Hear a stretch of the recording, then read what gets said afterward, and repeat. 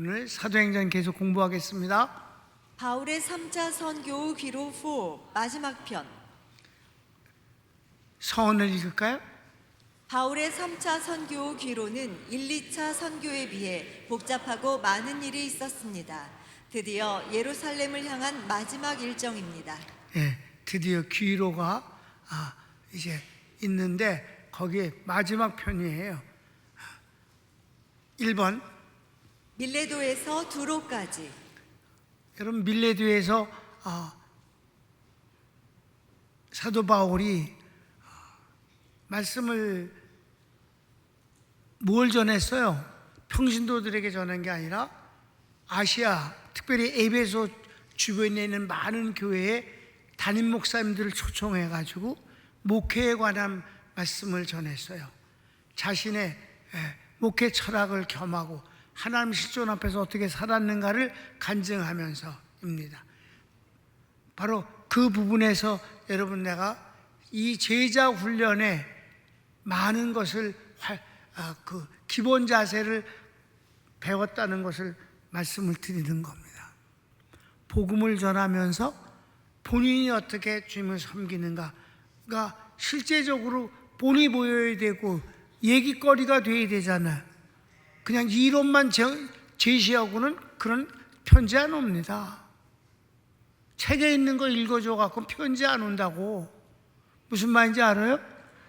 강의를 하는 사람이 어떻게 살았는가를 만져볼 수 있어야, 그리고 거기서 느껴야, 먹어봐야, 그래야 말이 나오는 거예요. 고백이 나오는 거고.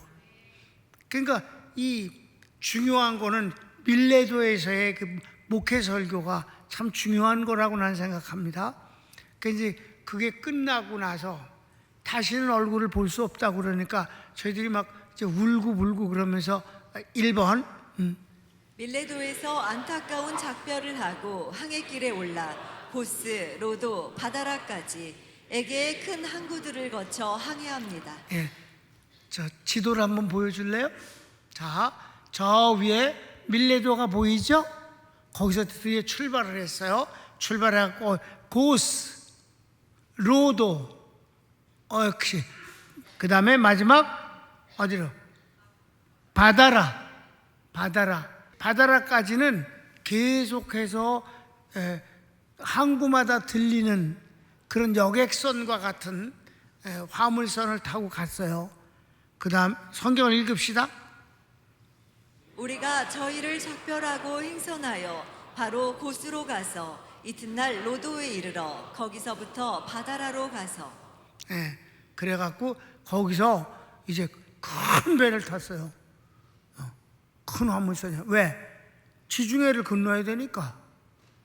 조그만 배 갖고는 파도에 홀라당 뒤집어지잖아. 그러니까 아주 큰 배를 이제 거기다 짐을 잔뜩 싣고 이제 베니게 쪽으로 가는 거지. 2번, 바다라에서 큰 배로 갈아타고 베니게로 갑니다. 베니게부터는 대해에 들어가 두로까지 직선으로 항해하여 구브로 섬을 서쪽으로 두고 순풍으로 나아가 두로에 상륙하여 짐을 풉니다. 그러니까 베니게에서 대해로 간 게 아니라 바다라에서 대해로 가갖고 베니게를 간 거지. 성경을 읽읍시다. 베니게로 건너가는 배를 만나서 타고 가다가 구브로를 바라보고 이를 왼편에 두고 수리아로 행선하여 두로에서 상륙하니 거기서 배가 짐을 풀려 함이러라. 그래서 이제 두로에서 이제 저걸 끝내려고 하는 거야. 그 성경을 읽읍시다. 배가 정박한 사이 두로에 거하는 성도들을 만나 한 주간을 지낼 때 그곳 제자들이 성령의 감동으로 고난을 예언하며 바울에게 예루살렘으로 들어가지 말라고 권합니다. 화물을 많이 내리고 또 싣고 그러니까 오랫동안 머물잖아. 다른 때는 이제 항구마다 들리는 배는 하루 만에 그냥 또 가고 하루 만에 가고 그러지만 이건 큰 배니까 짐을 많이 풀고 또 올리고 하는, 옛날 시대 때니까 사람이 전부 짐을 날르니까 그 일주일간 있을 때 거기서 제자들이 만나갖고 함께 지내는데 그네들이 성령의 감동이 돼서 벌써 두 번째예요. 예루살렘에 가면 고난을 당한다 라고 응답을 받았어요. 성령이 가지 말라는 말씀 안 했어요? 고난을 기다린다고 하니까 저들 생각에 그러니 가지 마십시오 라고 권면했다. 제자들을 찾아 거기서 이래를 머물더니 그 제자들이 성령의 감동으로 바울더러 예루살렘에 들어가지 말라 하더라. 4번 바울 일행이 떠날 때 모든 성도가 전송하는데 바닷가에서 무릎을 꿇고 기도한 후 헤어집니다. 저희들이 마음이 간절하잖아요. 고난받는다는 걸 뻔히 아는데도 뭐 들은 척도 안 하고 그러니까 가니까. 그래서 다시 또 만나기도 어렵고 그런 상황인 걸 뻔히 아니까 바울은 이미 하나님의 성령으로 응답받지 않았겠습니까? 다 알지요. 그러니까 바닷가에서 이렇게 헤어질 때, 그 헤어질 때마다 여기 3차 귀로는 그렇게 아주 애틋하고 간절하고 슬픈 모습들이 재현돼요. 성경을 읽읍시다. 이 여러 날을 지난 후 우리가 떠나갈새 저희가 다 그 터자와 함께 성문 밖까지 전송하거늘 우리가 바닷가에서 무릎을 꿇어 기도하고 서로 작별한 후 우리는 배에 오르고 저희는 집으로 돌아가니라. 네, 여기까지가 1번이에요. 어디까지? 밀레도에서 두로까지가 그 여행을 기록한 거예요. 그냥 큰 2번. 두로에서 가이사랴까지. 가이사라는 바다까지만 그 육로로 갔기 때문에 이제 곧바로 항해가 이제 종점에 도달합니다. 1번. 두로에서 가이사랴 중간에 돌레마이 항구가 있는데 이곳이 항해의 종점입니다. 이곳에서 그곳 형제들에게 안부를 묻고 하루를 보냅니다. 7절을 읽읍시다. 두로로부터 수로를 다 행하여 돌레마이에 이르러 형제들에게 안부를 묻고 그들과 함께 하루를 있다가 그리고는 이제 진짜 최종 목적지라고 봐야 돼. 여행의 목적지입니다. 맨 마지막은 예루살렘이지만 예루살렘은 새로운 시작이지. 귀로의 마지막 종착역은 배의 종착은 돌레마이지만은 바울의 종착역은 가이사랴입니다. 가이사랴는 지금도 어때? 이스라엘의 수도입니다. 여기가 이제 끝이에요. 이튿날 떠나 육로로 가이사랴에 도착합니다. 가이사랴에는 선교사 빌립이 있는데 그의 집에서 지냅니다. 빌립에게는 딸이 4명이 있는데 처녀로 예언자들입니다. 8절 9절입니다. 읽읍시다. 이튿날 떠나 가이사랴에 이르러 7 집사 중 하나인 전도자 빌립의 집에 들어가서 요한이라 그에게 딸 4이 있으니 처녀로 예언하는 자라.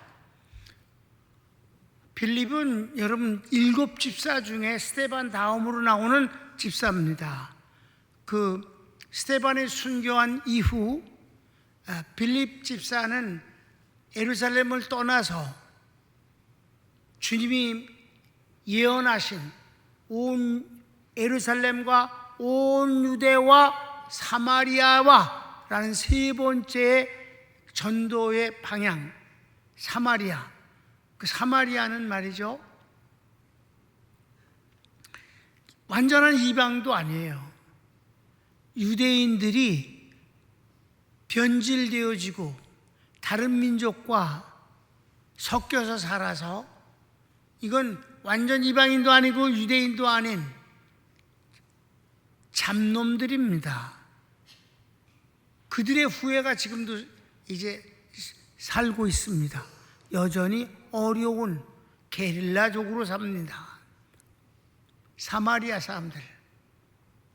그러니까 완전히 적보다 이게 간첩 비슷한 게 더 나빠.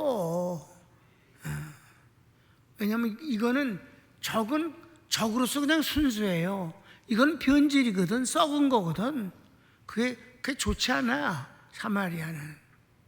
그래서 어떤 이방인들보다도 사마리아 사람들이 예수님을 아주 심하게 대했습니다.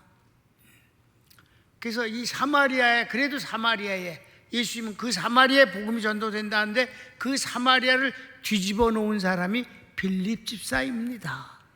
그런데 이 빌립 집사가 사마리아 갔을 때까지는 빌립이라고 나왔는데 사마리아에서 목회를 하면서부터는 그를 전도자, 곧 선교사 1호임을 아시기 바랍니다. 선교사예요. 예루살렘에서 사마리아로 파송된 1호 선교사가 바로 빌립입니다. 그래서 그 뒤 성경에 이를 가리켜서 집사라는 말을 띄워버리고 전도자, 다시 말해서 선교사 빌립이라고 일컬어지고 있음을 여러분이 기억하시길 바랍니다. 자, 그래서 지금 내가 설명한 거 이거야. 시작. 그 이후에 빌립은 딸들과 함께 소아시아 히에라볼리로 이주하였고 딸들은 초대교회의 역사를 기록으로 남기는 소중한 일을 합니다. 정말 명문 가정이에요.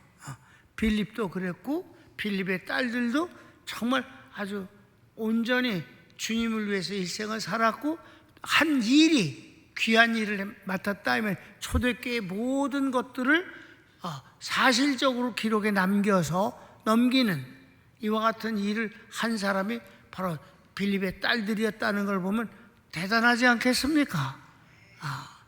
기록으로 남는다는 건 중요한 거니까. 그 다음 빌립 집에서 여러 날 있을 때 선지자 아가보가 바울의 띠로 자신을 묶으며 바울의 순환을 예언합니다.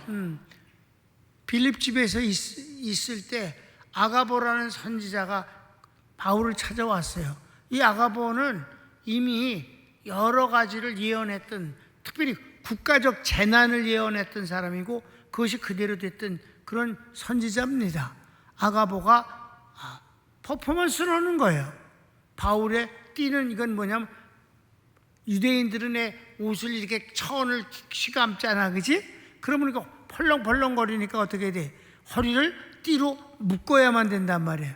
근데 그 띠를 가져다가 자기 몸을 묶으면서 이 띠 주인이 예루살렘에 가면 이렇게 남에 의해서 강제로 묶여서 고난을 당하게 된다. 그러니까 이제 감옥에 간다. 는 얘기예요. 성경을 읽을까요? 여러 날 있더니 한 선지자 아가보라 하는 이가 유대로부터 내려와 우리에게 와서 바울의 띠를 가져다가 자기 수족을 잡아매고 말하기를 성령이 말씀하시되 예루살렘에서 유대인들이 이같이 이 띠 임자를 결박하여 이방인의 손에 넘겨주리라 하거늘. 이방인 손이라는 건 누구예요? 정권 잡은 자. 그러니까 바로 로마의 정권자에게 처벌해달라고 넘겨질 것이다. 뭐 그대로 됐잖아요. 이 아가보에 대한 예언은 한 군데만 소개를 하겠습니다. 아가보는 유대의 기근을 예언한 사람입니다. 사도행전 11장 28절을 보면 그게 나와요. 시작. 그 중에 아가보라 하는 한 사람이 일어나 성령으로 말하되 천하가 크게 흉년 들리라 하더니 글라우디오 때에 그렇게 되니라. 그렇게 기근이 돼서 예루살렘 교회가 너무너무 힘들었다는 것을 기록하고 있습니다. 그래서 자 4번 아가보의 예언을 듣고 일행 모두 바울의 예루살렘 행을 만류합니다. 그러나 바울이 너희가 어찌하여 울어 내 마음을 상하게 하느냐. 나는 주 예수의 이름을 위하여 결박받을 뿐 아니라 예루살렘에서 죽을 것도 각오하였노라라며 권함을 받아들이지 않으니 일행은 주의 뜻대로 이루어지이다 하고 그쳤습니다. 그랬습니다. 성경을 볼까요? 우리가 그 말을 듣고 그곳 사람들로 더불어 바울에게 예루살렘으로 올라가지 말라 권하니 바울이 대답하되 너희가 어찌하여 울어 내 마음을 상하게 하느냐. 나는 주 예수의 이름을 위하여 결박받을 뿐 아니라 예루살렘에서 죽을 것도 각오하였노라 하니 저가 권함을 받지 아니하므로 우리가 주의 뜻대로 이루어지이다 하고 그쳤노라. 뭐 똑같은 내용을 두 번 본 거예요. 이런 중요한 거를 제목을 내가 만들어 놓을 수는 없는 거잖아요. 그냥 그대로 했습니다. 그래서 마지막 3번 가이사랴에서 예루살렘까지. 이건 15절 16절 두 절뿐이 없어요. 드디어 이제 예루살렘은 전혀 다른 장면이 넘어가는 거예요. 다음 시간에 보는 거거든. 예루살렘에서 정말 여러 군데서 4군데서나 예언이 된 대로 바울은 뭐 활동도 못했어요. 곧바로 체포당합니다. 그가 정말 여러 가지로 애썼음에도 불구하고, 그러나 그 모든 것은 하나님께서 바울을 로마로 데려가는 하나의 코스였습니다. 자, 1번. 짐을 챙겨 출발합니다. 가이사랴에서 예루살렘까지는 약 100km입니다. 그렇습니다. 15절. 이 여러 날 후에 행장을 준비하여 예루살렘으로 올라갈세. 그 다음. 예루살렘에서 가이사랴 중간에 오래된 예수님의 제자 나손의 집이 있어 그 집에서 가이사랴의 제자들과 함께 유하게 됩니다. 100km인데 중간에 이 나손이라는 제자가 나오는데 다시는 나오지 않아요. 이는 오래된 예수님의 제자라고 그러는 거 보면 처음 120명의 성도, 처음에 그 중에 들어있는 사람이라 예수님의 승천을 지켜봤던 사람, 주님을 끝까지 주님의 그 은혜를 사모했던 사람, 오순절 때 성령 받은 사람 중에 하나, 이런 사람으로 우리가 추정을 하게 되는 거예요. 12제자는 아니었었으니까. 그래서 이 사람이 그 중간에 이렇게 살고 있는데 그 집에서 가이사랴에 있는 사람들, 형제들과 함께 여러 날을 같이 묵고 있었다는 거예요. 16절 말씀. 가이사랴의 몇 제자가 함께 가며 한 오랜 제자 구브로 사람 나손을 데리고 가니 이는 우리가 그의 집에 유하려 함이라. 이게 이제 귀로편의 마지막 부분입니다. 다음 시간은 예루살렘에서 시작되어지는 그 무시무시한 핍박과 그리고 결박, 이런 내용들을 이제 재판까지 이어지면서 보도록 하겠어요. 결어를 읽읍시다. 이렇게 3차 선교 후 귀로가 마무리됩니다. 여러 번 여러 선지자로부터 성령의 감동으로 고난이 기다린다 했으나 사람들의 만류를 흘려보내며 바울은 예루살렘을 향해 발걸음을 재촉합니다. 바울 자신도 주님으로부터 응답을 받았을 것입니다. 사람의 뜻이 아닌 하나님의 뜻을 위해 존재하고 움직일 뿐입니다. 그래서 오늘날까지 기독교가 이렇게 전해지는 거예요. 그때 형편에 따라서 이익을, 안전을 선택하면서 처신했다면 그러면 기독교는 어떻게 됐겠습니까? 크게 글씨 하나가 5m짜리를, 가로 세로 5m짜리 글자를 써갖고 다 이유가 있습니다, 이지랄로 써놔서. 이 말은요 아무데나 적용되는 겁니다.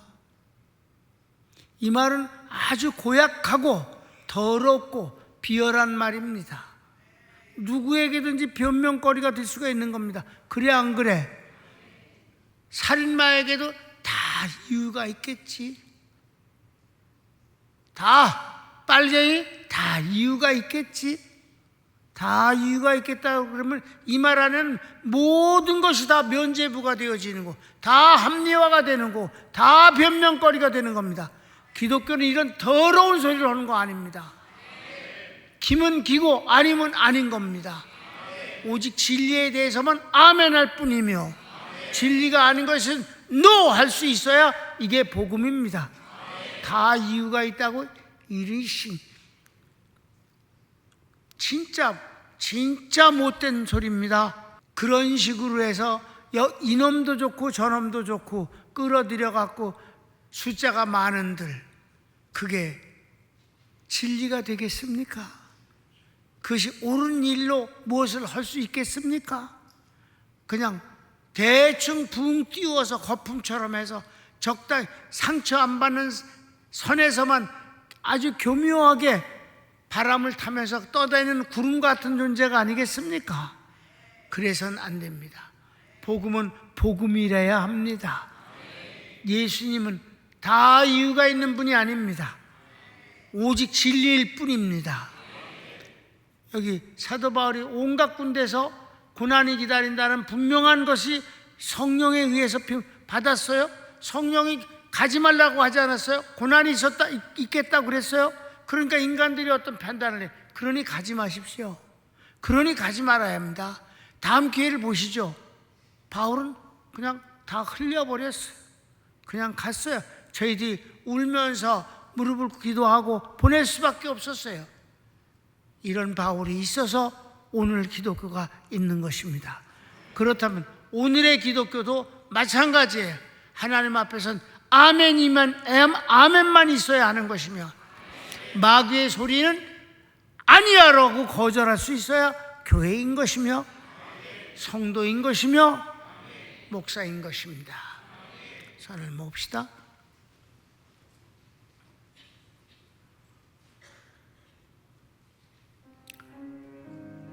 귀로가 늦어진 이유가 뭡니까? 유대인들이 배에서 바울을 찔러 죽여서 바다에 버리고자 하는 계획을 세웠기 때문입니다. 그건 죽음이니까 피해야만 했습니다. 왜? 죽음은 일 못하니까. 그러나 핍박 따위 같은 것은 전혀 문제가 아닌 것입니다.